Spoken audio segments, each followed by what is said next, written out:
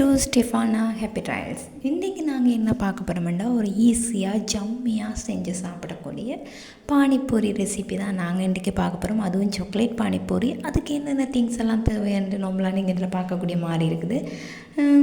நார்மலாக அதுக்கு நாங்கள் முக்கியம் பானிபூரி, சாக்லேட் பிஸ்கெட். நீங்கள் அது என்ன வகையான சாக்லேட் பிஸ்கெட்டாக இருந்தாலும் சரி, மற்றது சாக்லேட் மில்க், இவ்வளோத்தையும் நீங்கள் முக்கியம் எடுத்துக்கொள்ளணும். இவ்வளோ தான் எங்களுக்கு 3 இன்க்ரீடியன்ஸை வச்சு நாங்கள் ஈஸியான ஒரு சாக்லேட் பானிபூரி செய்ய போகிறோம். வாயில் போட்டோடனே அப்படி மெல்ட் ஆகி போகிற அளவுக்கு அப்படி ஒரு டேஸ்டியான ஒரு ஜம்மியான நாங்கள் பானிபூரி ரெசிபி தான் பார்க்க போகிறோம். நார்மலாக நாங்கள் அந்த பானிபூரியை நாங்கள் பொரிச்சு எடுக்கணும். அதை நாங்கள் ஒரு எண்ணெயை விட்டு நல்ல வடிவாக எண்ணெய் காஞ்ச பிறகு நல்ல வடிவாக நாங்கள் அந்த பானிபூரியை நாங்கள் அதுக்குள்ளே அந்த இதை போட்டு நல்லபடியாக பொரிச்சு எடுக்கணும். இப்போ நான் அந்த கட்டத்தில் தான் நான் அதை செய்து கொண்டிருக்கிறேன். உண்மையாகவே அவ்வளவு ஃபஸ்ட்டு நான் அது போடும்போது அவ்வளவா பொரிஞ்சு அவ்வளவா அந்த இதாக வரையில்லை. பொரியறதுக்கு டைமும் எடுத்தது ஃபஸ்ட்டு போட்ட இது பொரியறதுக்கு. பிறகு டக்குன்னு பொரிஞ்சு கொண்டு வந்துட்டு உண்மையாகவே எனக்கு பார்க்க அந்த நல்லா இருந்துச்சு. நல்ல என்ன சொல்கிறேன், நான் நினச்சேன் அப்படி சோர்ந்து போயிடுமாக்கும், இல்லை அது அப்படியே நல்ல இதாக இருந்துச்சு. பிறகு இருந்த எல்லாத்தையுமே கொஞ்சம் கொஞ்சமாக ஒரே இதில் நாங்கள் நிறைய எல்லாத்தையும் போட்டோம்னா கஷ்டம் பொரிக்கிறது. ஒரு டைமில் ஒரு 3 ஒரு 5 அப்படி போட்டோம்னா ஓகே ஆகிருக்கும், பொரித்து எடுக்கிறதுக்கு ஈஸியாகவும் இருக்கும்.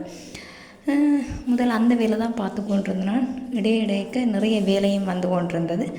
பட் அதை பொரித்து எடுத்து ஒரு சைடில் வச்சு பார்க்கும்போது இப்படித்தானேடா, இதைத்தான் நாங்கள் கடையில் வாங்குறாங்க இந்த மாதிரி ஃபீல் ஆகிட்டு.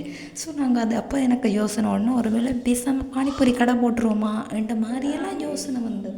அப்படியெல்லாம் என் மைண்ட் செட் போயிட்டு, ஏன்னா ஈஸி தானே, உண்மையாகவே பானிபூரி கடை போட்டோம்னா நல்ல லாபம் வரும். அவ்வளோத்துக்கு நிறைய பேர் விரும்பி சாப்பிடணும். அது இப்படி ஒரு சாக்லேட் பானிபூரியாக நீங்கள் செஞ்சு கொடுக்கும்போது நார்மலாக அதுக்கு நாங்கள் என்னென்னா சாக்லேட் மில்க் எடுத்துக்கொண்டோம்.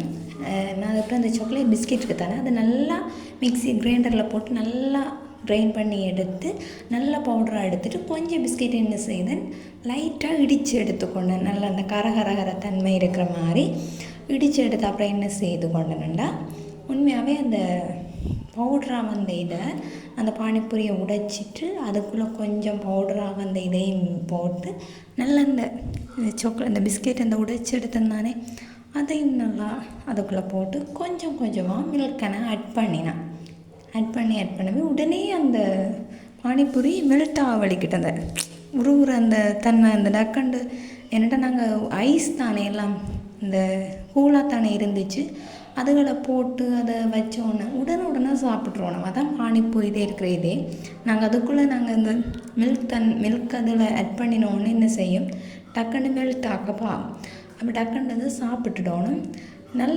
டேஸ்டியாக இருந்துச்சு. அந்த மில்க்கும் டேஸ்ட்டாக இருந்துச்சு. அந்த பிஸ்கெட்டோடு ஆட் பண்ணி ஜஸ்ட் ஒரு என்னென்னு சொல்கிறோம், அவ்வளோ ஒரு பெரிய வேலையே இல்லை. எங்கிட்ட இருக்கிற ஒரு சாக்லேட் பிஸ்கெட்டை வச்சு தான் நாங்கள் செய்ய போகிறோம்.